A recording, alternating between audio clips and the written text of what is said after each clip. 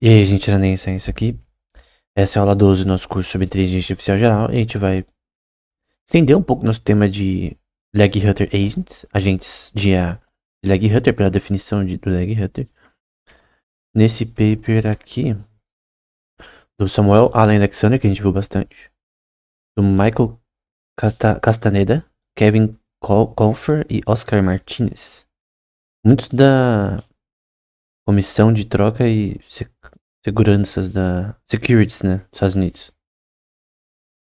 E o objetivo, que eu achei interessante o título, né, é mensurar a autorreflexão de agentes de reinforcement learning, né? Então a gente vai ver o que isso significa, né? O resumo, né? A ideia é central. Consideramos uma noção estendida de aprendizagem, o reforço, né? Reinforcement Learning, RL, na qual o ambiente pode simular o agente e basear suas saídas, né? Output, Y, no comportamento hipotético do agente. Então, o próprio ambiente, então é contextualmente baseado no ambiente, pode simular o agente e basear seu input com base em questões de probabilidade do agente.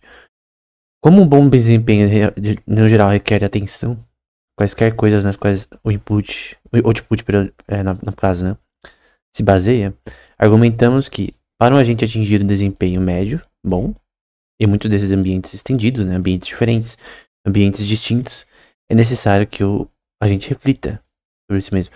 Esse contexto de reflita é um reducionismo, tá? Porque ou um eufemismo, que esse reflexão não faz sentido para um ser que não é consciente, tá? Então essa autorreflexão é na verdade uma relação de predicado do sistema ver se de fato ele está agindo de forma correta e avaliar introspectivamente isso de uma forma computacional. Mas é a mesma questão. Ah, a IA entende isso. Ela não entende. Até a Melanie Mitchell fala essa questão. Entender para IA não é um termo correto, né? Tem algumas palestras que ela fala sobre isso. A Melanie Mitchell, né, que escreveu um paper muito importante nesse tema.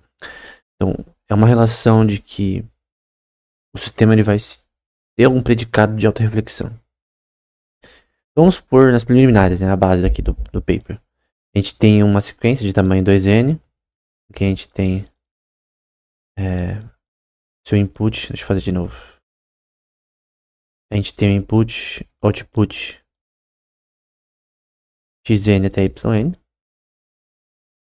O tamanho desse código é 2n menos 1, dessa sequência aqui. N igual a 1. Aí vai ser escrito para x, por exemplo, x1. O mesmo para y, não sendo definido. Nós assumimos um set, né, finito de ações, de observações. Que normalmente é dado observações como O até N dentro de O. E, no caso, as ações são dadas dessa forma. A gente já viu várias e várias e várias vezes, né, nessas aulas. Você viu em sequência, sabe disso? É importante que você veja em sequência. Aí você tem, por percepção, o par ordenado. Não necessariamente ordenado. De recompensas observáveis.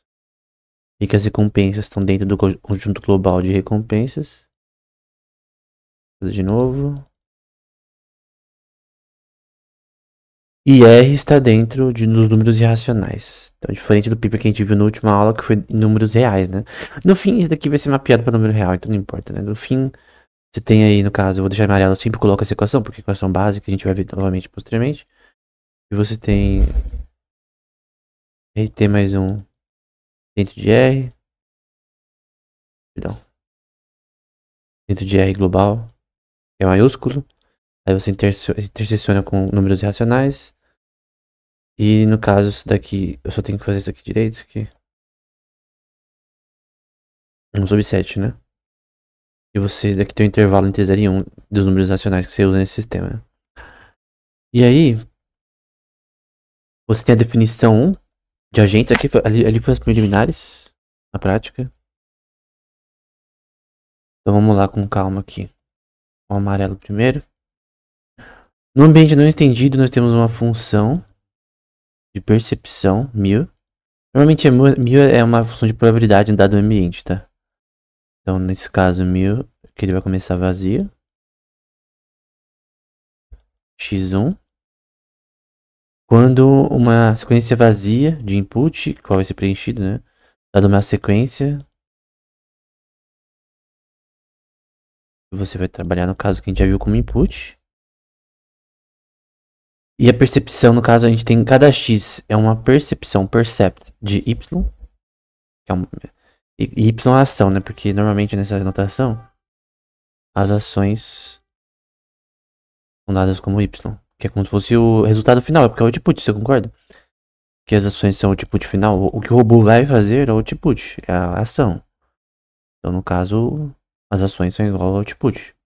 E os observáveis estados é igual ao input. Como a gente já viu inúmeras vezes nas outras aulas. Né? E aí, no caso, colocar em verde, a gente vai ter a percepção como mirror, uma função de probabilidade do ambiente, que muda, né? Conforme o ambiente muda. Com esses dados, né? De input e output. Que nesse caso, nesse paper aqui, vai ser igual a xn mais 1. Esse é o ponto, essa definição do espaço de ambiente. Você tem a função π, que no caso é a policy, que você quer melhorar. Quer achar a melhor policy que maximize a sua função, aprendizado. Você tem a sequência como input, que é essa sequência aqui, que no fim vai ser x1 no caso, né? E o output dessas ações, que vai ser agora a função, a policy dado, input output. Você vai melhorar suas ações dado a mudança também no input, porque o input muda constantemente. Porque isso aqui é um sistema robótico que ele tá rodando ao vivo, né? Então ele não é estático, ele tá rodando e tá aprendendo enquanto roda. Então você tem um input que muda também. Um ambiente que muda. E aí o sistema robótico vai ter que lidar com esse ambiente. É dado como YN. No caso, essa produção da policy que vai melhorar o aprendizado do sistema. Se P é um agente em meio ambiente, então P é um agente. Então, a agente. Deixar assim. E mil é o ambiente, ou colocar env é environment. O resultado de P interagindo com mil é uma sequência finita definida por esse daqui, né? Caso 1000 começa vazio, 1000 x igual a 2 já tem alguns valores até n valores. E y é a mesma coisa, né? Ele começa aqui com x1, a policy agindo no input e transformando ele para gerar o output até n cálculos da policy, né? Na definição a seguir, estendemos os ambientes, permitindo que seu output, né, y, suas saídas, o output, dependam de π, da policy, né? Intuitivamente, ambientes estendidos podem simular o agente. Isso pode ser considerado uma versão dupla de IAs que simulam o ambiente, como na busca de Monte Carlo Research. Monte Carlo Research, não é busca em árvore, não. É Monte Carlo Research. O Monte Carlo Research é um algoritmo de probabilidade, né? Se tem árvore de probabilidade é que você calcula pra depois calcular qual que é a árvore, os galhos das árvores de probabilidade que são a ação que maximiza a sua função de valor, né? Você está calculando a probabilidade de todas as possíveis ações, hipóteses, e você pega que mais tem chance de vencer, né? No caso, como num xadrez, é usado para xadrez, na verdade, o algoritmo de Monte Carlo.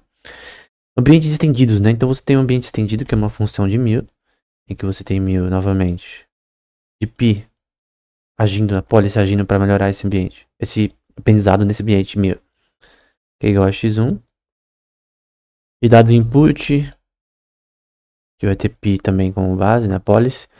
Quando o agente, a policy do agente, né? Para cada x, vai ter um percept para cada ação y. Então vamos fazer assim. Porque assim é possível de entender, né?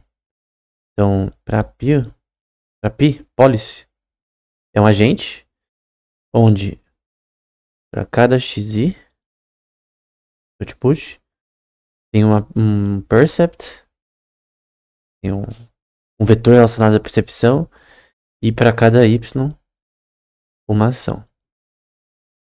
Y está dentro do conjunto de ações do sistema, é o output. E a questão de percepção é o input. Então, x vai ser igual a x e até n. Então, esse é o ponto. E aí, no fim, você vai ter a função 1000 em π, a policy, né? Dado x1, y1 até xn, yn, enfim. Fica claro assim, né? Então, e a gente já viu, né?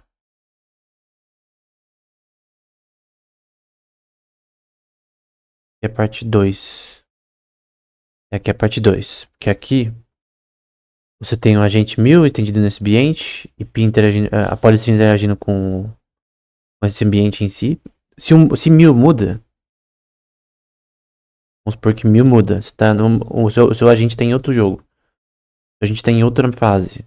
Ou seu robô tá em outro lugar. Ele tava numa selva, agora ele tá numa rua. Agora ele tá numa calçada, agora ele tá numa loja, agora ele tá num shopping. Se o ambiente muda, então logicamente isso implica que a sua policy vai ter que mudar também. Porque ela vai ter que lidar com um ambiente que ela não conhece, ou um problema que ela não conhece, vai ter que resolver. E calcular uma tabela aqui, exatamente, para resolver esse problema novo. Dada a função de probabilidade de estados, dadas ações. Estados condicionados a ações.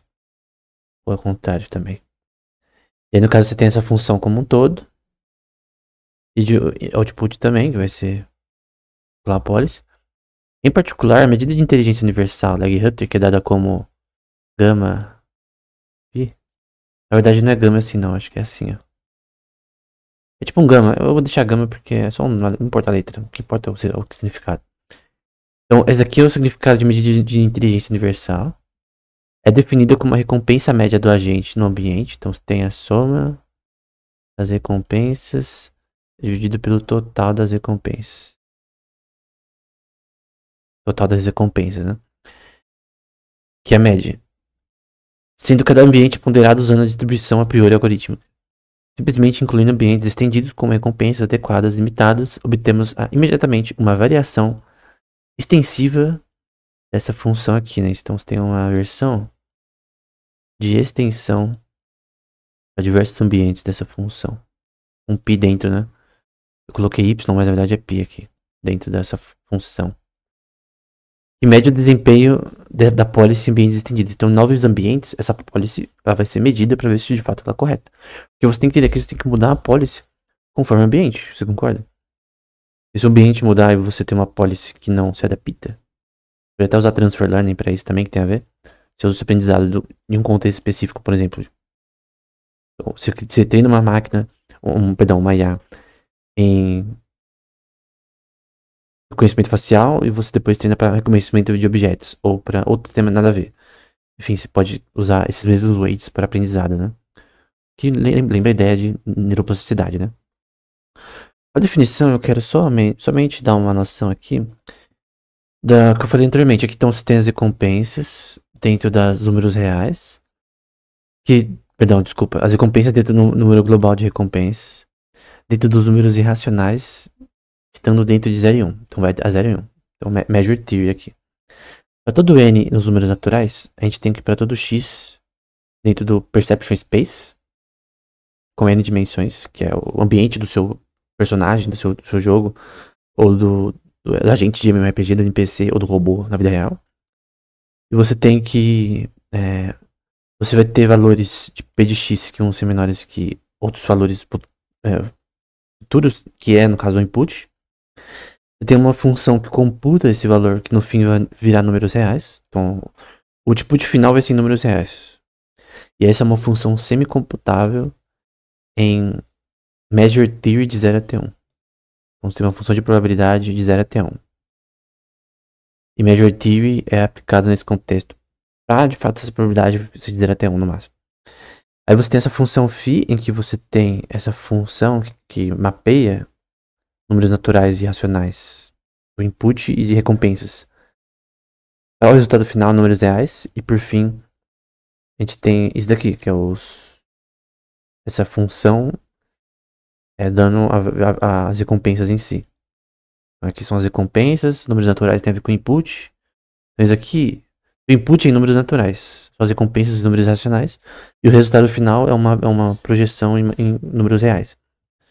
Por que eu estou falando isso? Porque o paper que a gente viu anteriormente, da armadilha aqui mediana, diz que a gente tem que usar números surreais nesse contexto probabilístico. Eu quero ressaltar isso de novo. Eu quero falar sobre isso de novo, né? Então você tem que usar números surreais. O KS normalmente é H, né, o termo, mas enfim. Números surreais. Recapitulando esse tema, né? A gente tem uma função 1000, que você tem beta como uma função que vai de 0 até 1, probabilística, né? Que vai ser uma probabilidade contínua de uma semi-medida, que é 1000 dentro de epsilon, menor ou igual a 1, para todo x dentro de b. Ai, caramba. Vou deixar de outra cor. Vai ser igual até 1, deixa eu deixar de verde aqui. E eu vou para amarela. Aí você tem que para todo x input, né, dentro de b, que é a função que computa para números reais, você vai ter a soma de b dentro de b gigante, desse set. 1000 de b dado x, dado input, menor ou igual a 1. Essa é a função de probabilidade. Uma soma, né? Relação de probabilidade de componentes dessa função que computa nos números reais na prática, né? Essa função aqui. Essa função aqui. E no caso, você tem essa função de 0 até 1 com uma probabilidade discreta nessa semi-medida, em que x dentro de b prime, b futuro, né? Você vai ter a probabilidade de x menor ou igual a 1. No fim, esse valor vai ser menor ou igual a 1. Afinal, essa função vai de 0 até 1, você concorda? Então tem que ser menor ou igual a 1. E a função b futuro de r, fazer de novo esse b. B futuro de r. De r, no caso, é números reais. Você tem uma função aproximável, onde existe uma função recursiva, que é uma aproximação. Essa é um algoritmo semicomputável, né? Então você consegue achar apenas aproximações de uma P para números irracionais, que é as recompensas. Aí você vai ter um limite de x até o infinito dessa função φ de n, que é igual a f de x nesse contexto. Então pode ser somente o limite de x até o infinito de f de x. Então o ponto é que você vai ter uma convergência aqui, né? A convergência monótona Lesbag, né? Que é um momento que as recompensas elas vão para um ponto em que elas geram o resultado final e converge para um nível de aprendizado em que ela tem uma estase de aprendizado, né? É tipo você treinar muito num tema e você ficar tão bom que é difícil você ficar melhor do que isso. Então, é a mesma fita. Mesma coisa. Então, é uma função semicomputável. Então, uma função semicomputável. Que existe um aproximador φ que aumenta monotamente, né? Eu creio que o termo correto em português seria monotonicamente, mas eu vi que parece que ser monótono a tradução. Mas enfim, A é uma função de f computável com um lower bound e upper bound, né? Tem o lower bound, o supremo e o ínfimo dessa função, que eu já falei sobre o que é isso aqui em outra aula. E por fim, isso aqui é tudo recapitulação, tá? Que eu já ensinei em outra aula. Você vai ter o limite de R de U, que vai ser uma questão de análise desse sistema, dessa máquina de Turing. E você vai ter a função de valor que você quer calcular, a função de probabilidade e de desconto. E você tem uma unidade de semi-medida, que é esse aqui si, que é a função de valor, vai ficar assim. Nossa, ficou tudo cagado. A função de valor vai ficar... como era mesmo? A policy de aprendizado. Que si, que é que converge, no caso, para o teorema de Mills-Bagh. Que é uma função de probabilidade de 0 até 1, no caso. E você vai ter desconto, se e função de desconto. Então, basicamente, essa é a função principal aí do paper. Que a gente já viu anteriormente. Então, no fim, você vai ter esse daqui, né? Tem M também. Caso vai ser o limite de M até infinito. Que às vezes você computa essa função. De V de P que se... Porque eu vou colocar a policy, porque eu lembro que ele coloca P como policy. Ele coloca tipo assim, que P é igual a policy. Mas eu vou colocar o valor que eu acho mais normal na notação. Pronto. Basicamente, essa é a função que ele deriva. Por que eu tô falando sobre isso? É sobre o teorema da convergência monotônica de Desbag, né? E basicamente você tem uma... Eu já defini anteriormente, né? Mas você tem uma sequência de números reais, que é o caso desse ambiente, né? A gente viu que tá no contexto de números reais aqui, ó. Vou pegar meu amarelo. A gente viu que está no contexto de números reais, então totalmente a ver com esse tema. E você tem um limite de um suprimo de AN menor que K. Menor que essa função como um todo. Que não gera, entre aspas, infinita. Então o limite de AN ele vai até o seu supremo. Então, essa função ela converge até um valor máximo. Em que suas recompensas, RT mais 1, elas vão crescendo. Vai se dar recompensas para ações específicas, mas uma hora isso vai convergir para uma estasis. Em que a diferença de recompensas novas vai ser igual a zero. Então o sistema tem que se adaptar para melhorar, né? Aí você tem novamente, para uma sequência limitada não crescente, você tem essa sequência. No caso, você tem o ínfimo, né? No caso, parte mais baixa dessa função. Em que vai ser maior ou igual a L. No caso, é o conjunto computável dentro desses números reais. No contexto desse paper, esses números reais, eles vão de 0 até 1, tá? E esse é um ponto extremamente importante. Eles vão de 0 até 1. No contexto desse paper, tá dentro de Measure Theory. Então tá dentro... Vamos lá, cadê a parte de Measure Theory? Tá dentro disso aqui, né? Tá dentro desse contexto. Definição 3. Vamos assumir um background fixo para essa máquina de tudo universal. Você tem um ambiente estendido, 1000. Computável, se existe uma função computável 1000. Futura. Tal que cada sequência, então tá para essa sequência aqui.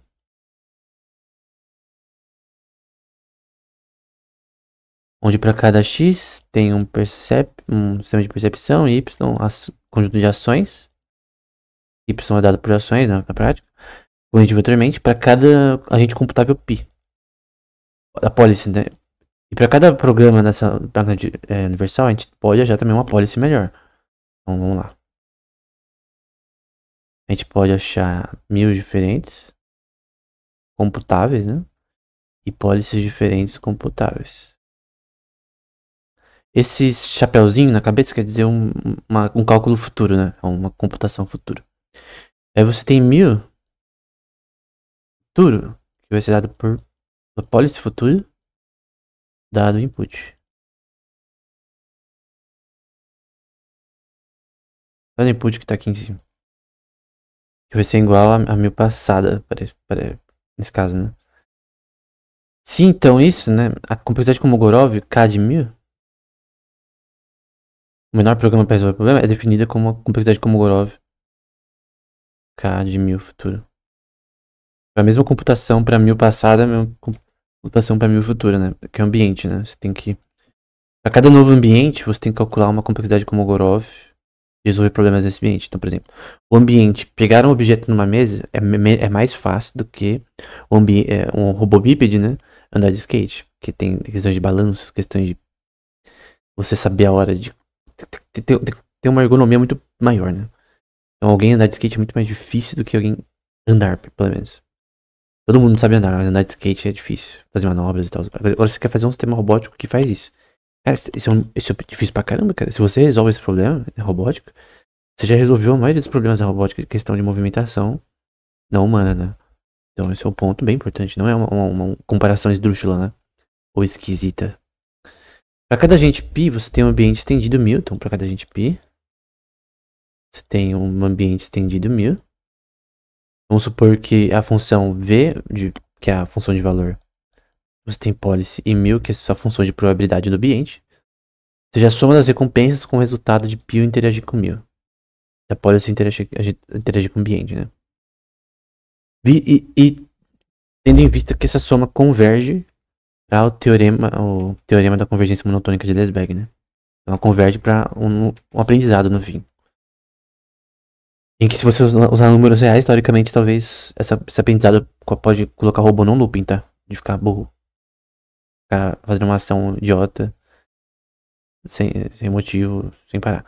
Então, um ambiente estendido computável 1000, ele é bem comportado quando a seguinte propriedade se segue, né? Para cada agente 1000, a gente tem tal que essa função de valor com a policy e a função de probabilidade existe e... Então, deixa eu colocar assim.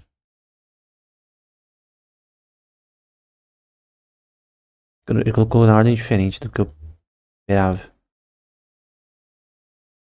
Agora sim. Existe e, no caso, é maior que um negativo e menor que 1. Ou igual a 1. No caso, entre 0 e 1, né? Nesse contexto, entre 0 e 1. Eu vou só colocar aqui de novo. Acho que vocês já estão cansados de eu fazer essa equação, né? Mas eu gosto dela, eu acho ela tão bonita. Então, números irracionais. A recompensa dada por números irracionais. Dentro do... Perdão, números naturais. A recompensa dada pela soma das recompensas, que está dentro dos números irracionais. E a interseção deles entre 0 e 1. Então, só entre 0 e 1. É isso. Agora, a função principal que ele citou até anteriormente. Vamos lá. Você tem aqui essa função. E você tem o valor principal da categorização de inteligência de Legg-Hutter.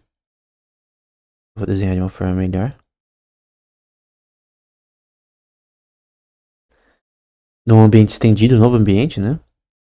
Ambiente mais complexo. A questão é possível calcular? As possíveis tabelas que você pode calcular para você, de fato, gerar a que consegue maximizar a sua recompensa no ambiente? Aí você vai ter isso com uma soma do ambiente em si, 1000, de 2 elevado à complexidade Kolmogorov desse ambiente. Se o ambiente muda e for mais complexo, essa complexidade Kolmogorov aumenta. Se você achar o menor programa para resolver esse problema, aumenta. Então, obviamente, a complexidade Kolmogorov ela não é reduzível infinitamente, tá? Você não pode achar... Eu não creio que seja possível no futuro achar um algoritmo que rode no Windows XP GTA 6 no Ultra. Se P for igual a NP, é possível. De rodar. É impossível, cara. É possível. Eu rodo o Windows também numa versão melhor. Eu não tô falando nem de software. Tô falando de...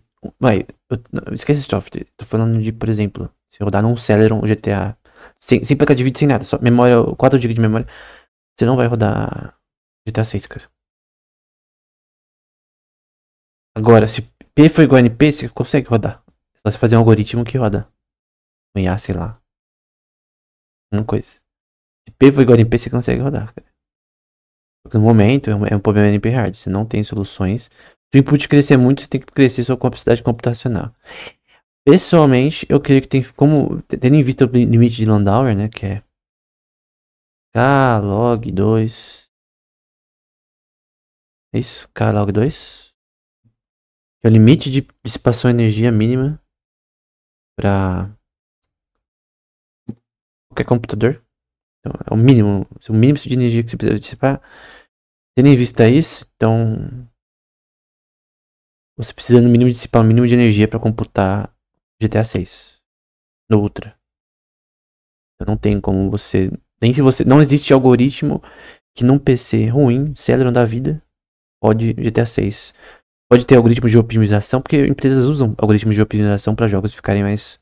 Rodarem em PC lento e tal. Um LoL, por exemplo, ele poderia não rodar em PC lento, mas ele tem algoritmos de otimização que permitem isso. Mas o grande ponto é que tem uma hora que o PC é tão lento que não vai, cara. O algoritmo de otimização, conforme N cresce. Então, conforme N cresce, não sei quanto é o do LoL, né? Vamos supor que seja N elevado a M. Vamos supor. Enfim, NP rádio. Seria bom ter um algoritmo que roda isso em velocidade linear. Até melhor ainda. Mas não é tão simples assim. Equivalência tradicional de agentes, né? Então, Pi é um agente, vamos supor que S é igual a um input e output. Mesmas condições de antes, vamos supor que é possível. Vamos dizer que S é possível para cada os agentes Pi. Então, é possível você calcular. Como é? 1000 de Pi. X1. 1. Oh, merda. Xn, yn. Não é possível você calcular esse negócio. É possível. Então, para todo esse valor aqui no caso, né? I sendo maior ou igual a 1, valor ionésimo e menor que n, você tem que essa função π é igual a output. Se não, essa é impossível. Então, se você não conseguir uma policy que de fato maximize seu output, então é impossível nesse ambiente você lidar com esse problema. Vamos supor que a gente tenha um agente P1 e P2.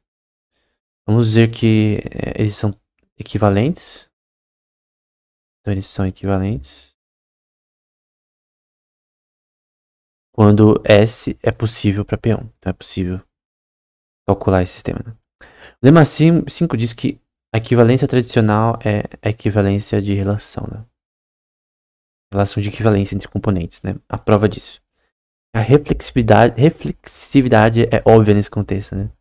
Para a simetria, assumimos P1 tradicionalmente equivalente a P2. Então, P1 é equivalente a P2. Duas pólices, né? Nós precisamos mostrar que P2 é tradicionalmente equivalente a P1. Se não, por contradição, né? Então, nesses estados é possível para P2. Eu vou colocar de outra cor para deixar bem claro. Que P1, a policy 1 de aprendizado do sistema é diferente da policy 2. Oh, desgraça. Pronto. E a gente pode escrever S como o mais curto possível. Nós dizemos que S é possível para P1. Para ver isso, né? Visto que I é maior que I igual a 1 e menor que N. Dada essa lista de input e output, é possível para P2. Tanto para P2 quanto para Q1. Aí, pela minimalidade de S, você vai ter que P1 x, y, blá blá blá, vai ser igual a P2 x, y, blá blá blá. Então você tem uma equivalência da relação em que você não pode dizer que isso daqui é possível.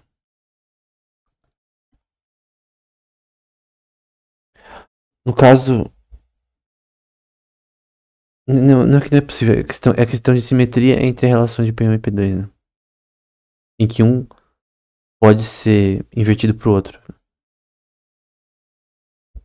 É o conceito de A vezes B igual a B vezes A. Esse conceito que está tentando ser mostrado aqui para ambos as policies. Ele continua, né? Por essa minimalidade, que os dois são iguais, mas vamos supor que P2 é igual a output, dado questões óbvias. P1 também é igual a output, então P2 é igual ao input output. E P1 também.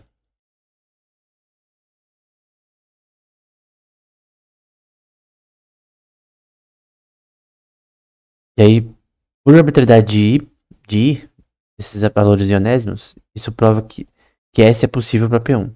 Então P1 é igual a P2, porque P1 é tradicionalmente equivalente a P2.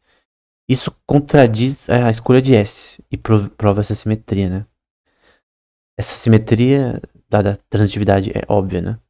Ele está tentando provar que essa relação de impossibilidade não faz sentido e que, na verdade, é possível que P2 e P1 sejam iguais. São duas posses diferentes que querem resolver o mesmo problema, mas são iguais. E a diferença qualitativa na medida de inteligência universal de Legg-Hutter, né? Daqui, talvez seja a parte mais importante. Existe um sistema estendido de ambiente computável, MIL. Não existe MIL. E agentes computáveis equivalentes, né? Considerado como a pólice deles, né? Tá o quê? Nossa função de valor, que é o que a gente quer calcular, inicial de primeiro agente, é diferente. Então, mesmo a pólice tendo relações diferentes, de igualdade no caso, né? Em diferentes ambientes você tem o valor diferente. Então, você tem duas formas de aprendizado que geraram temas que têm resultados diferentes. Pode também comparar os dois, né? E aí, parte dessa proposição 6 vai ser dito que para alguma escolha de uma Universal Turing Machine, existe agentes computáveis P1 e P2. Agora, generalizando esse tema, tal que aquela função que a gente viu anteriormente, do ambiente estendido, de P1, que todas as possíveis hipóteses nesse contexto, vai ser diferente de P de 2. Então, para alguma Universal Turing Machine, para uma máquina que computa qualquer tipo de valor computável, né? Dado que esses agentes são computáveis, né, dentro desse ambiente, então você consegue ter valores diferentes para cada um. Esse daqui é uma coisa que o paper anterior falou, do Samuel Allen, né? Dessa questão de que você consegue, por exemplo, ter A maior que B, de agentes, aquela questão de eleição que a gente viu na última aula, B maior que A igual a B, enfim. Tem essa relação. Essa mesma relação de transitividade a gente vê na proposição anterior, e nessa daqui a gente vê a relação que ambos podem ser diferentes, embora eles podem dar pólices iguais para resultados parecidos. Então, para alguma observação O, a gente fixa ações A e B, em que 1000 vai ter um valor que vai ser, no fim, vai ser igual a A, e se for 0, vai ser diferente de A. Então, essa ação maximiza suas recompensas, essa ação não dentro desse ambiente. Então, aqui não maximiza, vai dar 0. E aqui você tem a função do ambiente, né, que é 1000, e, novamente,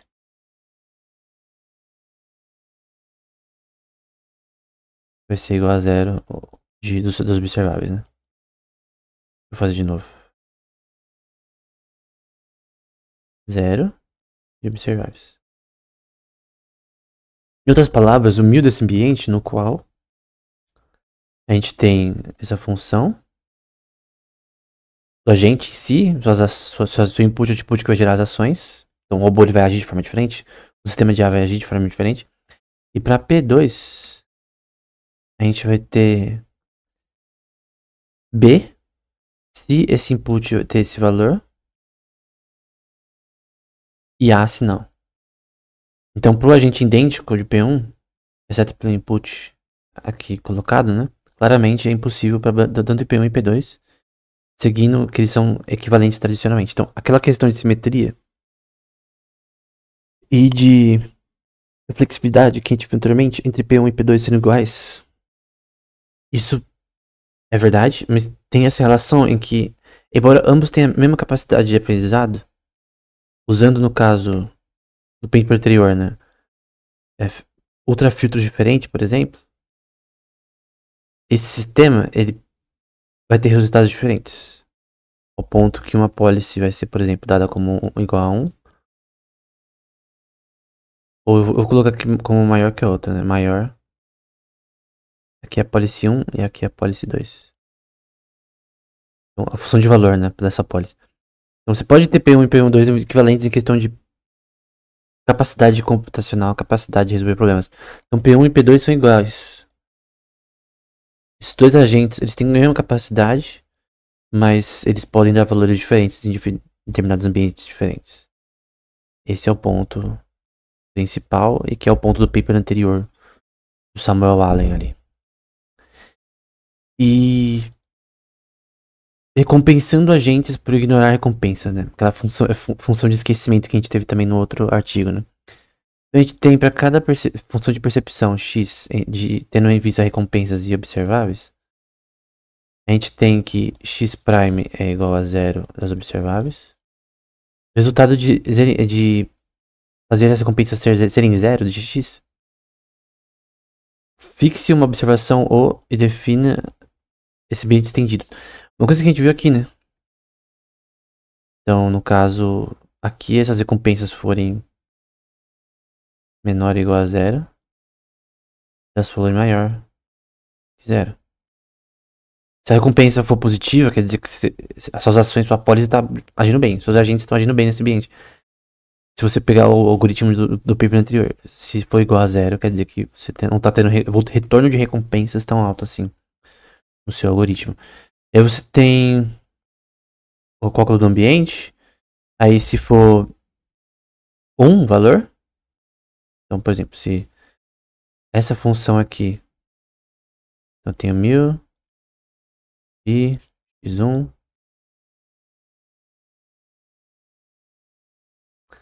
se isso for igual a 1 das observáveis, ou seja, as observáveis deram certo. A gente tem nessa parte aqui, por exemplo, ele coloca isso daqui igual a 1, essa parte aqui ele coloca igual a 1, esse aqui igual a 0. Então uma tá dando recompensa, outra não. Uma tá dando certo, outra não. Vamos supor que essa deu certo. Se vai dar certo se essas ações YN dão resultado futuro em X, né? No input. Você tá agindo no ambiente, né? Que é aceitável. Se não, tá negativo. Porque no caso ele falou aqui que. Vamos pegar aqui. Ele falou que essa função ela é menor que 1. Vou pegar de outra cor, né? Pra ficar claro. Essa função é menor que 1. Que é o v de π de 1000. Ela é maior ou igual a menos 1 ou maior ou igual a 1. O que significa que essa é a interseção de valores que ela pode ter. E no caso é a mesma coisa que a gente está vendo aqui. No caso aqui, né? Vai ser menos 1 as observáveis. No caso, essas recompensas aqui, nesse caso aqui, não deram certo, né?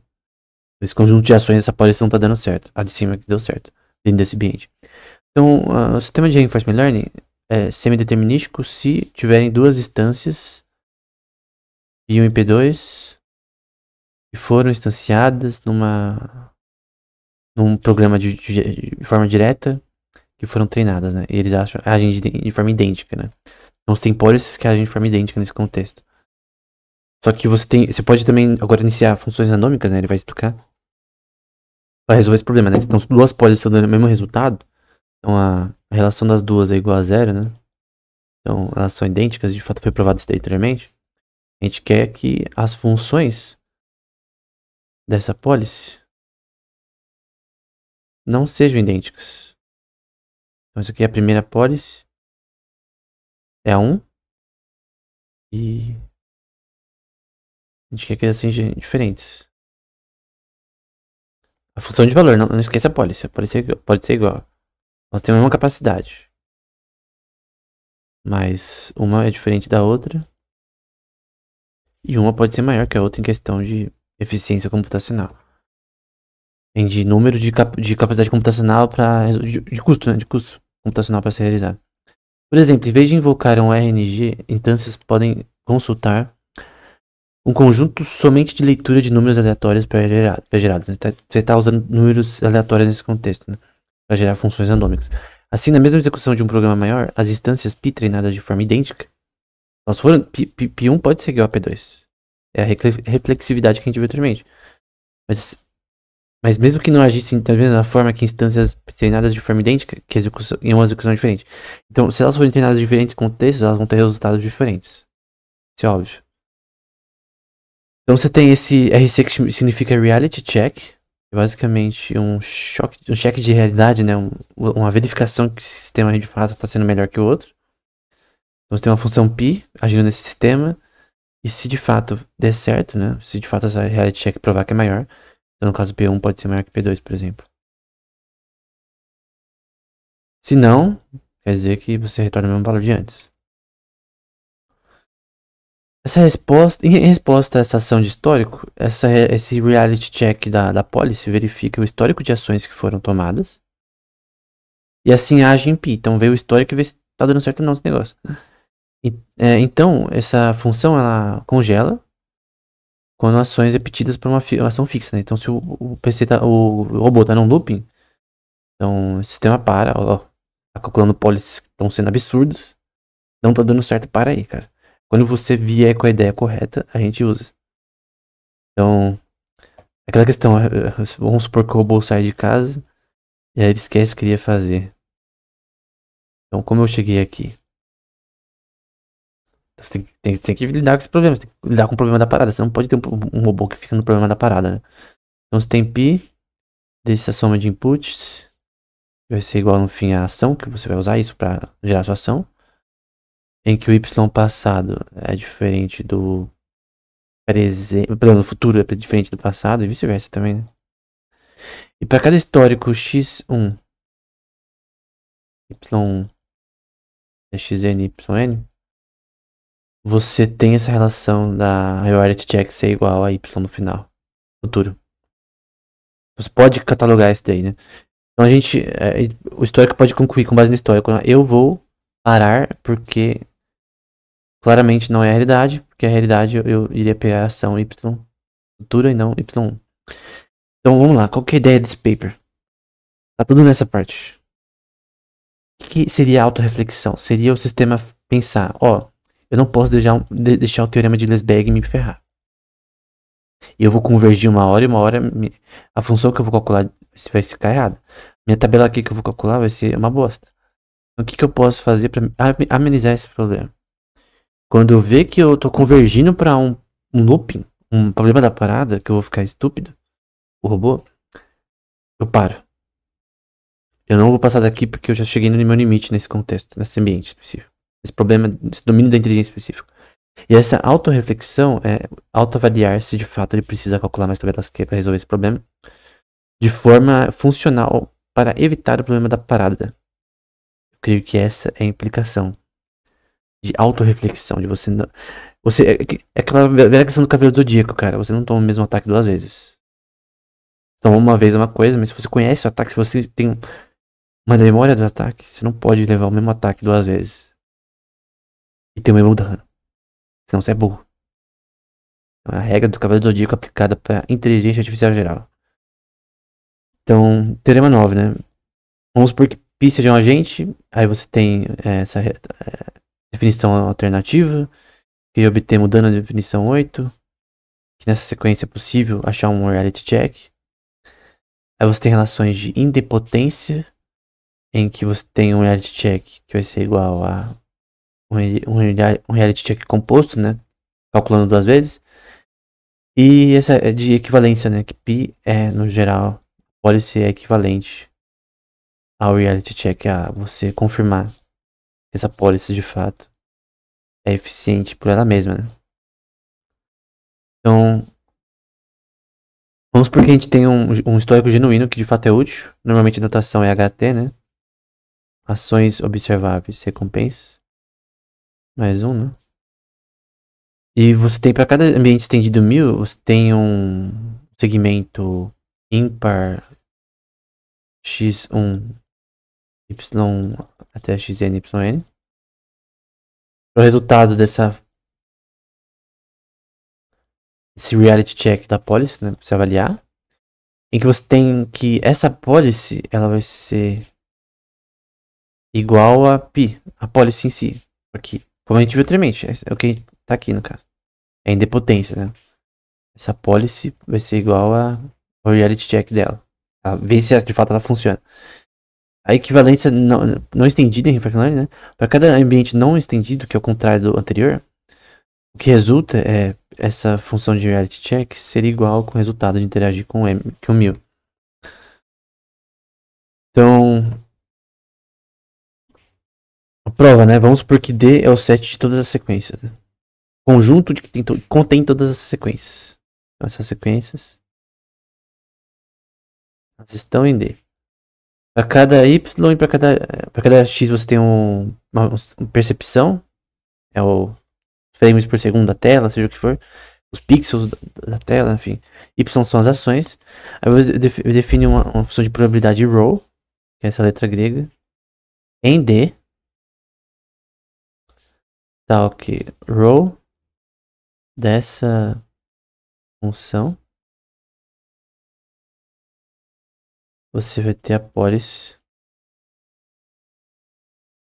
x1 y, que é o input output, se isso for possível, né? Então, se for possível calcular essa policy, senão você deriva a mesma, né? Se não conseguir uma policy melhor, eu fico com a mesma.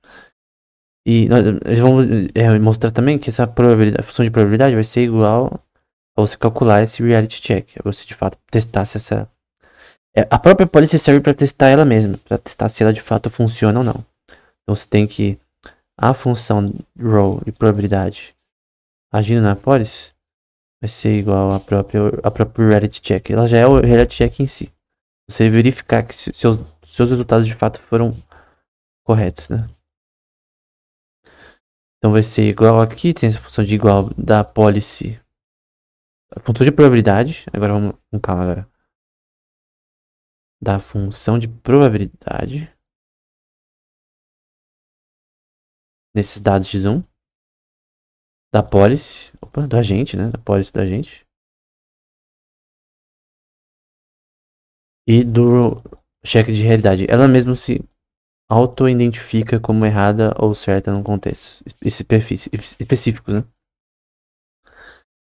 Aí mostra o caso 1, exemplo do caso 1, que você vai ter uma sequência possível para pi. Essa policy é possível você calcular a sua tabela aqui para resolver esse problema. Tipo, é computacionalmente possível, dada a complexidade de Kolmogorov. E para todo i maior que 1 e menor que n, você vai ter yi, que é o output, igual à função de probabilidade do input output. E aí, no caso, você tem essa mesma expressão para outro conjunto vetorial, que vai ser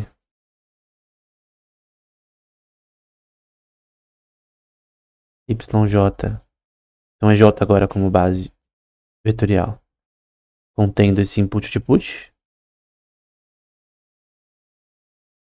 Em que você tem essa comparação, né, entre um e outro.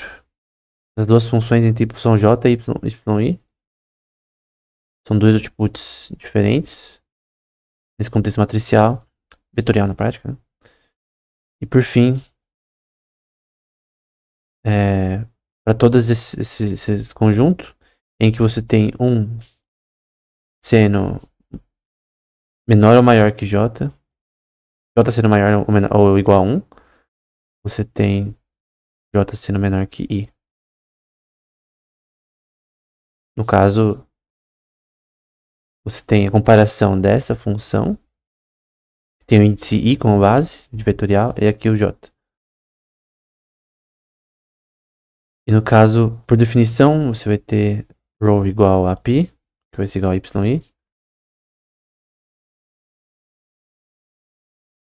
E no caso, como essa relação é provada aqui,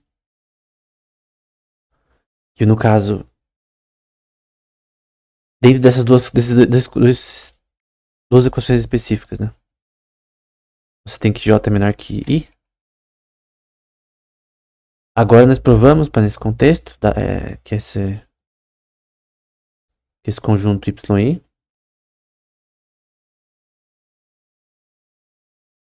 por indução, garante que essa função de probabilidade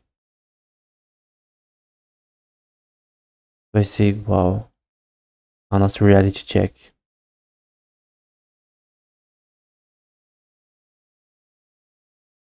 Então nós concluímos que para todo i maior que 1 e menor que n, e maior que j nesse contexto, essa é aquela função que a gente usou como base para refutar a relação. Para provar, na verdade, a relação de igualdade entre essa função de probabilidade. Vou colocar aqui. O objetivo era provar que isso daqui é igual a isso daqui. É isso. É uma prova de provar que essa função de probabilidade é igual a calcular a pólice do agente. Essa introspecção, né? E no caso, yi é igual a essa função de reality check, né? De autorreflexão. O sistema está se autorrefletindo sobre suas ações, se elas são corretas ou não. Então você vai ter equivalência desses três, né? Esse é o ponto. Nós assumimos também, parte 3 dessa prova. Essa prova é muito grande, tá? Que π vai ser igual novamente, só que vai ser outra prova. Quando essa sequência é possível para π. E aí, no caso, por indução, vai ser assumido que os dois são iguais para todo i, para todo componente ionésimo. Já que essa sequência é possível, nós temos o output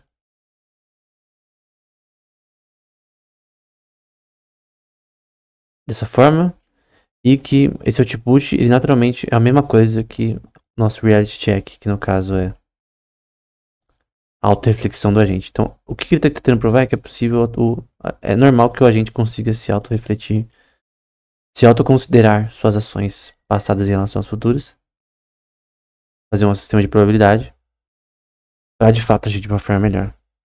Então, tudo isso era para provar que, vou pegar aqui o meu azul, que esse reality check, essa autorreflexão é igual à própria policy em si.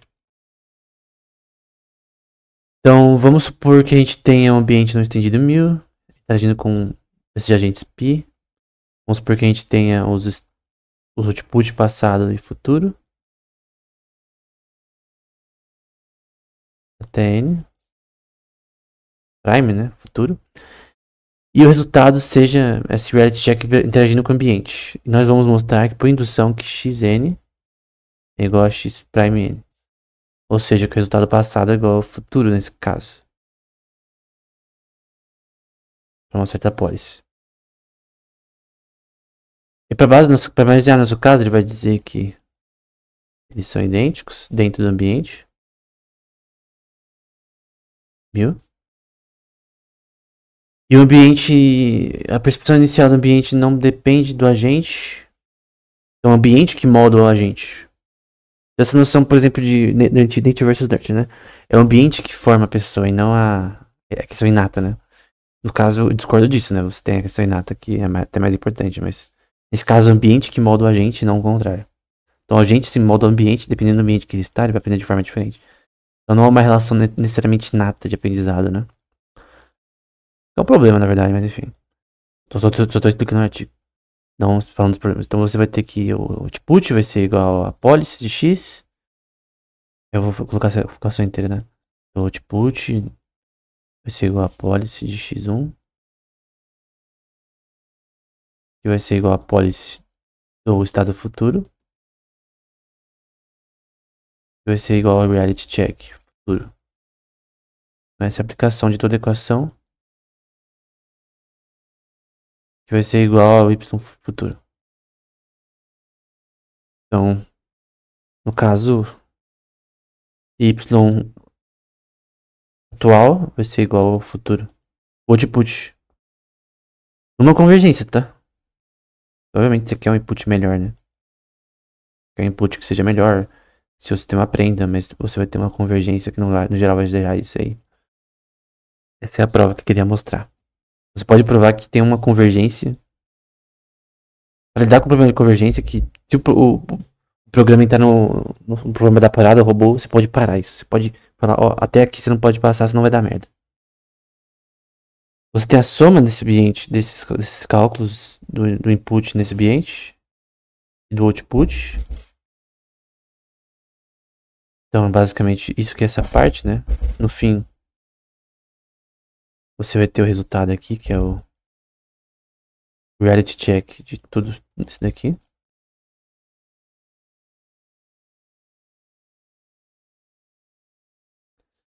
Tal que... Isso daqui é autorreflexão, né? O sistema ele não quer entrar no problema da parada.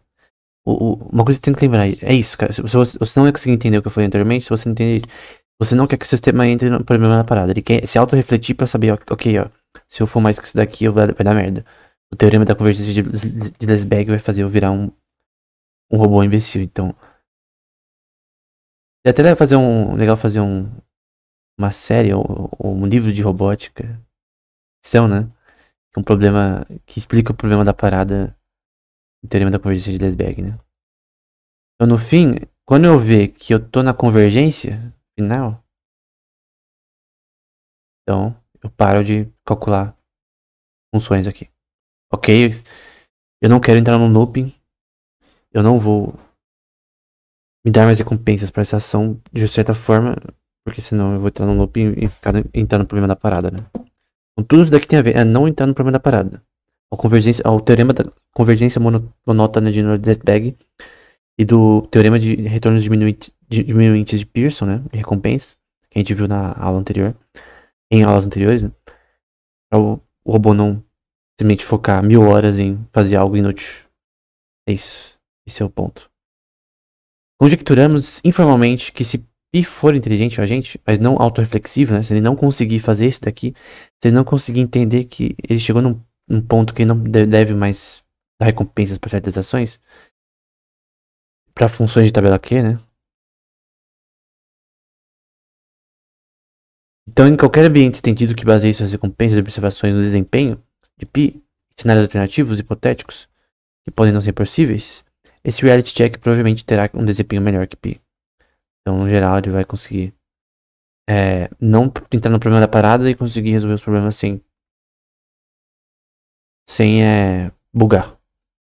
Por exemplo, se Pi for determinístico, nesse contexto, você tem interação desses agentes, aí você tem xn mais 1 sendo igual ao ambiente, dado x1,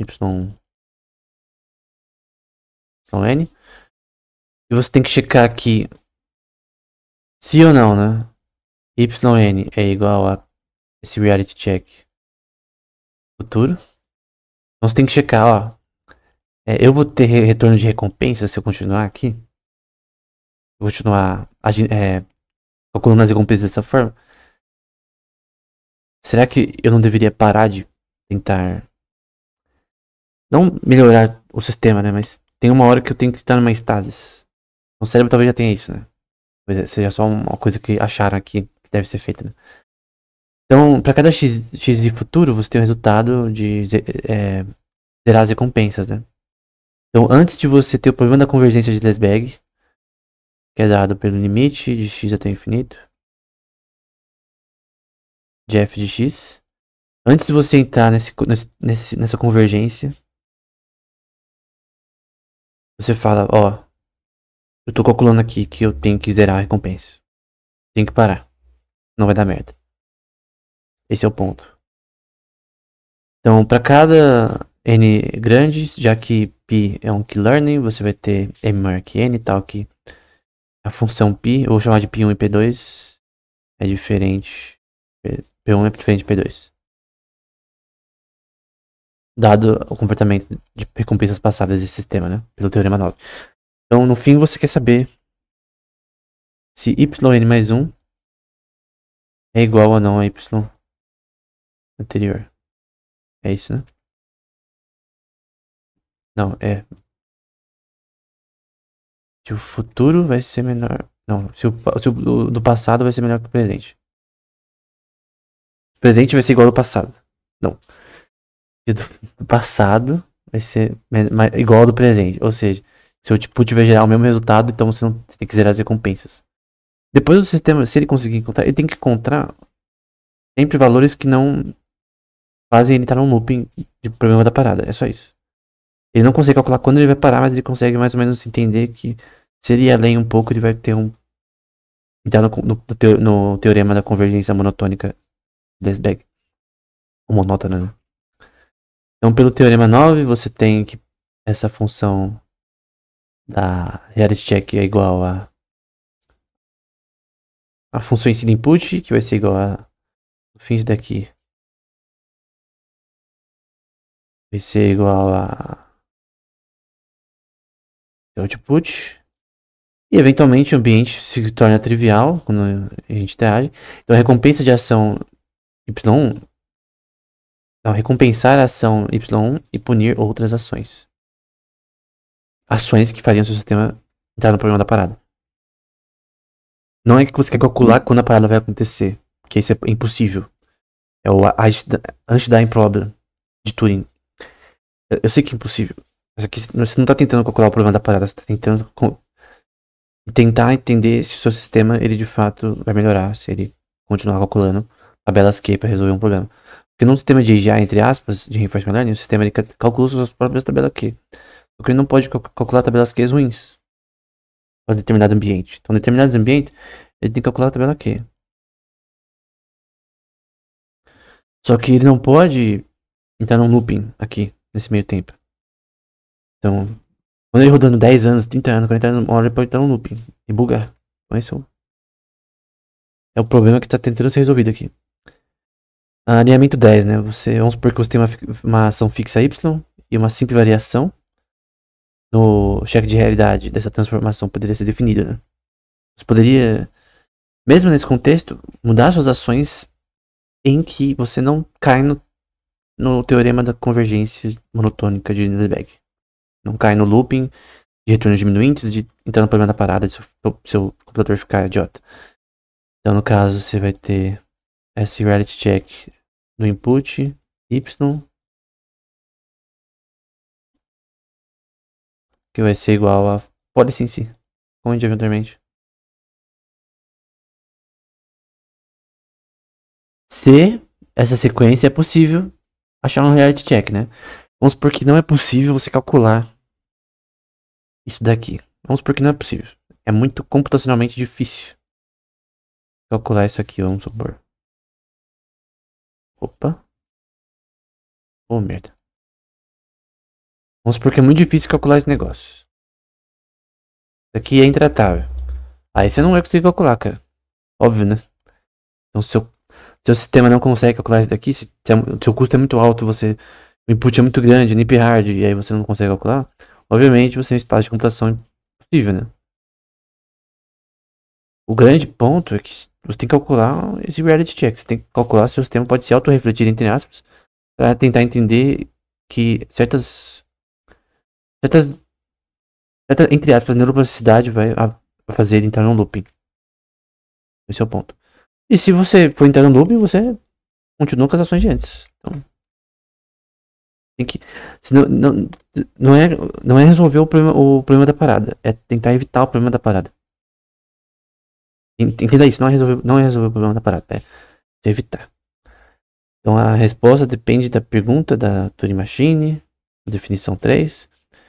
Fixe a policy, em geral, o valor computável estendido desses ambientes vai ser particionado em 3 subconjuntos. Então, valores onde o reality check é maior. Vou deixar assim mesmo. Maior que π. Em que π é maior que o reality check.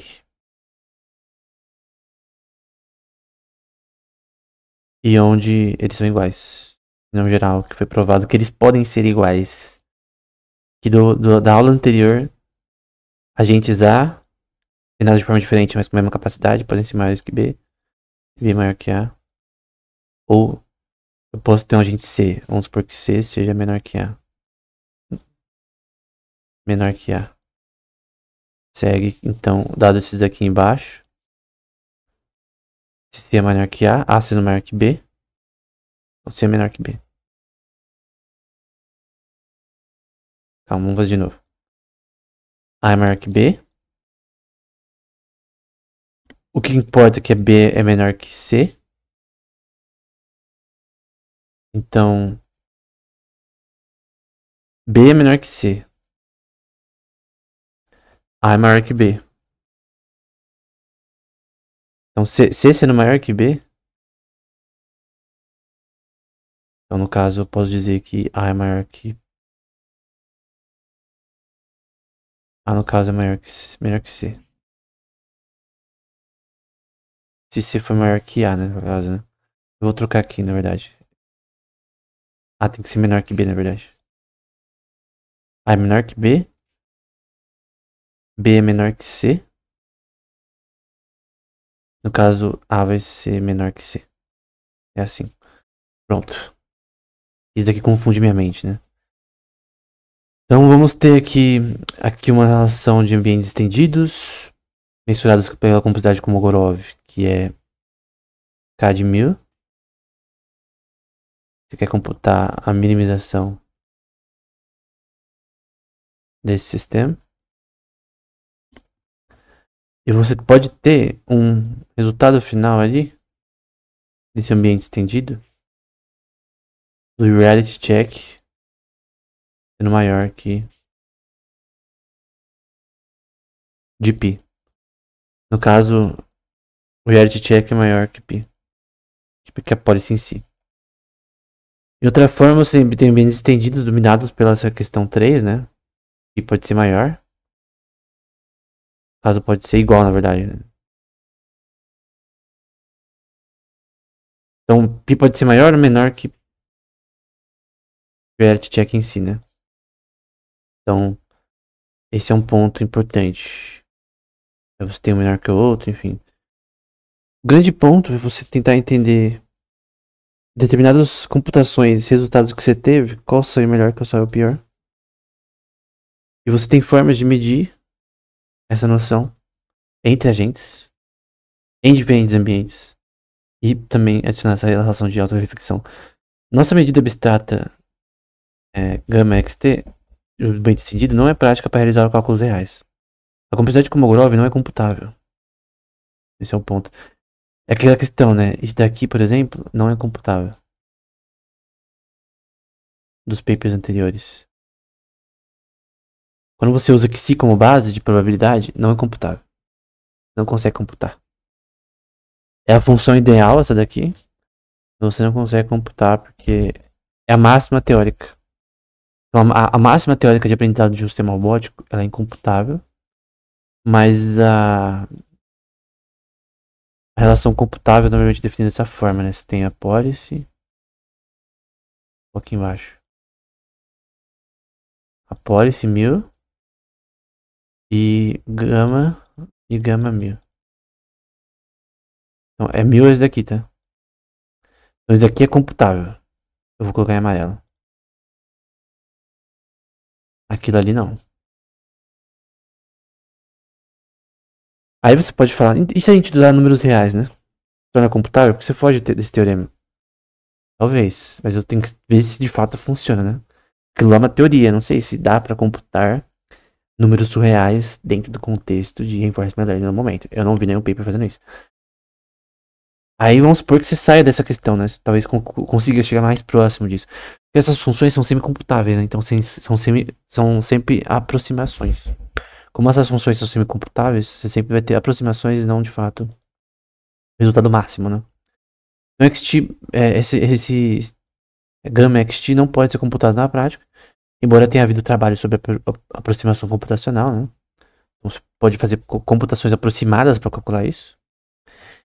E a mesma técnica poderia ser aplicada para aproximar essa função, né? Então você tem formas de tentar achar uma solução aproximada, mas não completa, né?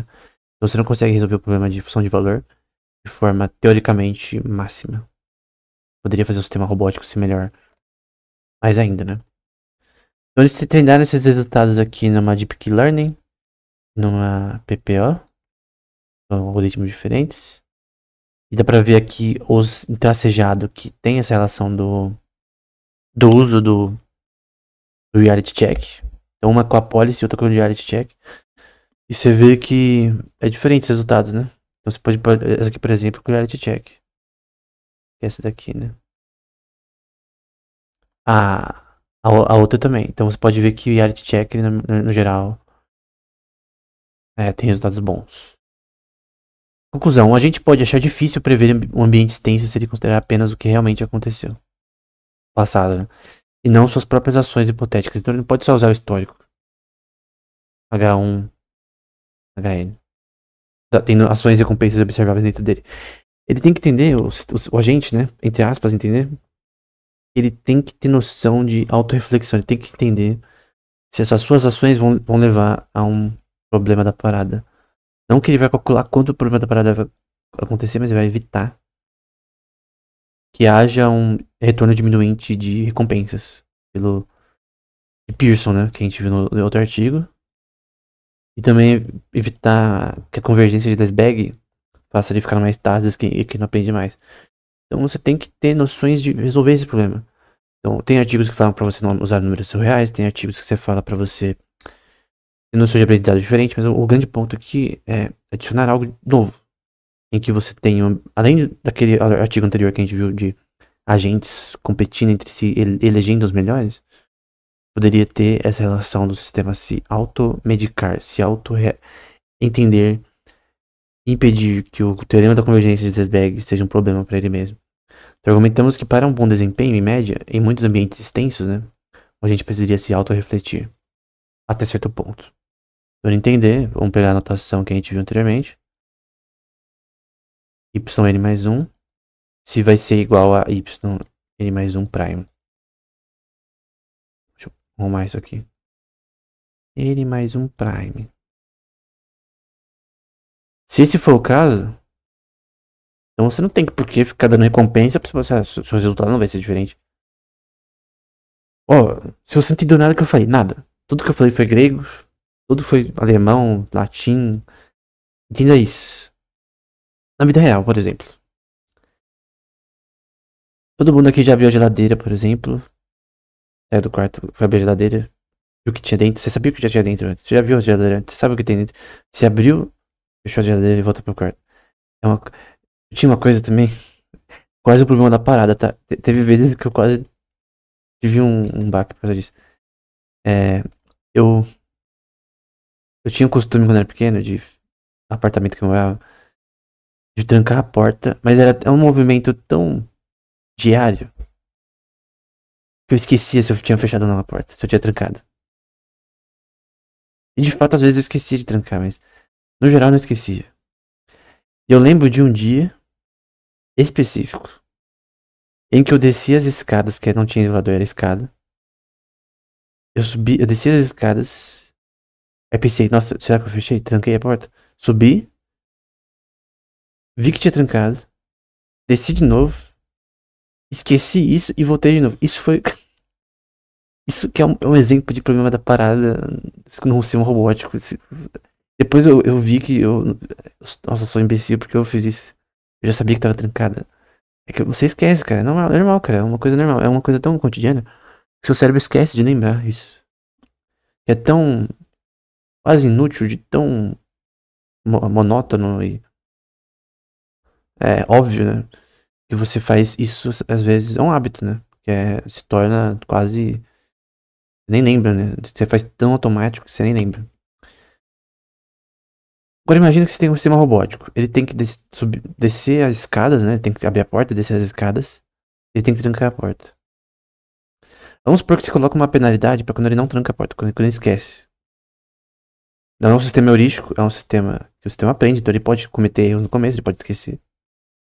Vamos supor que, sei lá, buga o negócio o algoritmo lá de esquecimento lá, que é o action skipping que a gente viu anteriormente. Vamos supor que ele fica indo e voltando das escadas continuamente. Então ele abre a porta dessas escadas, acha que esqueceu, volta. Aí depois ele vai de novo, ele não quer errar, ele não quer minimizar suas recompensas e no fim não cumprir a sua ação de trancar a porta. Vamos supor que ele vai, sobe a escada, desce a escada, sobe a escada, desce a escada. Parece uma nova versão do Karate Kid pra robô. É o Karate Robot Kid, né? E ele fica assim, um looping. Um looping é que ele não lembra, não esquece e tranca a porta. A porta tá trancada, ele desce, volta e vai. Vamos supor que ele fica 100 anos assim. Isso é um problema da parada, cara. Ele tornou um looping em que ele acha que ele tá fazendo o correto. Se ele calculasse, ok. Eu, no geral, sei que eu tranco a porta. Eu não preciso repetir essas ações várias vezes, eu tenho que checar se de fato eu tranquei a porta, mas eu não preciso checar isso várias vezes. Ao ponto de eu ficar num looping. Ao ponto de eu fazer algo que é idiota. Vamos supor que alguém vive apenas subindo escada e vendo essa porta trancada. Eu só fiz isso 2 vezes, tá? Então, eu ainda não sou um idiota, eu acho. Mas essa ação que eu fiz, eu acho bem idiota. Então, se um robô entra nesse looping, você tem um problema, cara. Então você tem que. Exatamente, essa auto-reflexão é você entender. Eu não quero entrar num looping. É isso. Eu não quero que o robô entre num looping. Então, para isso que funciona essa função de auto-reflexão. Assim, propomos que uma medida teórica abstrata da inteligência autorreflexiva, né, de autorreflexão, pode ser obtida modificando a definição da medida de Dag-Hutter. Eles mudam a forma como ela é mensurada, né? A inteligência universal de Dag-Hutter, dada por esse valor aqui, né? De um agente de reinforcement learning, pi, é um resumo isso aqui, tá? É medido com a média de performance no espaço que ele foi gerado. Aí você tem a complexidade de Kolmogorov, que é 2 menos K de 1000. O quanto esse problema é computacionalmente difícil, onde a complexidade de Kolmogorov de 1000 define esse custo computacional, e você tem o agente se autorrefletindo em relação à performance nesse ambiente, né? Então é uma noção de autorreflexão que os seres humanos fazem, né? Ó, eu fiz essa ação várias vezes pra realmente tentar. Porque eu esqueci. É um erro, né? De memória. Mas eu vou corrigir. Ou seja, eu não vou ficar fazendo isso toda hora. E teve um tempo, cara, que eu realmente ficava. Eu sempre verificava. Eu sempre voltava uma vez, pelo menos. Só teve um dia que eu voltei 2 vezes pra ver se tava fechada a porta. Mas teve. Muitas vezes eu tava no meio das escadas e eu voltei. E foi ver se tinha fechado mesmo. O robô pode fazer isso. Ele só não pode entrar num loop. Onde ele. Alguém pode fazer um filme disso, cara. Fala um filme, um curta, cara. Um robô num looping, qualquer looping. Um looping idiota. É literalmente a definição do teorema da convergência monótona de Duisberg. Eu até tava explicando numa live, né, isso daí, né? Vou até deixar na descrição pra ficar mais claro. Eu creio que algumas partes, se você não viu até esse final, vai ficar confuso. Muitas das partes dessa aula vai ficar confuso. Então é uma forma de você não ter um looping de burrice do robô. O robô não virar um idiota. Os seres humanos resolvem esse problema. Os seres humanos não ficam num looping, a não ser que a memória deles esteja afetada cronicamente. Então tem o paciente HM, que todo curso de neurociência e psicologia vai ter. Que ele tinha uma parte acho que da amígdala afetada. Ele não fazia memórias de longo prazo. Sua memória anterior foi apagada e ele só tinha memória de curto prazo. Nesse caso, o ser humano consegue entrar num looping. Em que os estados atuais do sistema são a única coisa que tem ali. Não tem passado. E não tem informações de novas memórias, né? Então você não tem. Só tem uma estrutura markoviana, talvez, né? Só que sem passado, sem histórico. E isso afeta, né? Porque desde o início, desde o Ultra a gente já aprende, né? Se você ver artigos sobre linguagem em bebês, você vê que tem provas aí experimentais que bebês em certos estágios de gestação já conseguem ouvir a mãe e o pai falando, ou o que tem ao redor, e já no momento do nascimento responder mais a línguas próximas daquilo que ele ouviu durante a gestação. Então o bebê ele já aprende no útero, ele já consegue ouvir, ele já tem consciência. Quando ele já tem consciência? Cara, do ponto de vista neurocientífico, na minha opinião, de neurobiologia, ele tem protoconsciência e já, na minha opinião, consciência nas primeiras semanas. Primeiro mês. Que aí o tubo neural já tá sendo formado e tal. Isso não vem ao caso, mas o grande ponto é que a inteligência formada, construída da forma que Deus a criou e a mantém. Deus não só criou o mundo, ele mantém o mundo da forma que está. E ela forma de forma gradual, desde a criança, a adolescência, né? Até a vida adulta. E o grande ponto é que quando alguém perde isso com um paciente TM, basicamente você entra num looping. Só que a gente não quer que o nosso sistema robótico entre no looping, né? No caso, o sistema robótico ele pode entrar no looping mesmo sem esquecer nada. Então, acho que esse foi o exemplo mais fácil que eu consegui pensar. Esse loop infinito da Godel Machine que simplesmente não acaba, né? Então é isso.